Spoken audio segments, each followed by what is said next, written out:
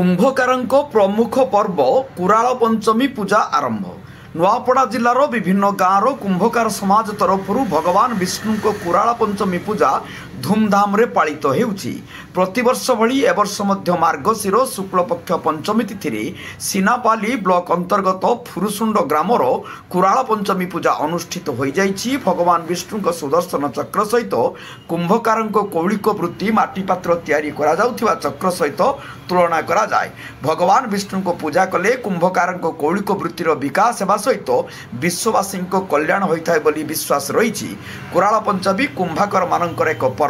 कुराल पंचमी दिन कुंभकार तार वृत्तिर प्रथम उपादान चक्र निजर इष्ट भगवान विष्णु को पूजा करिथाय। एभली पूजा को नहीं लोकों मध्य रही गभीर आस्था और विश्वास। कुंभारशालार समस्त सरंजाम को यही पूजार सामिल करा जायथा। यही पूजा करने द्वारा कुंभकार परिवार निरोग रहिबा सह वर्ष तमाम भल व्यवसाय होइथाय बोली विश्वास रही। नुआपड़ा जिल्लारू परमेश्वर मेहरंक रिपोर्ट, जनता एक्सप्रेस।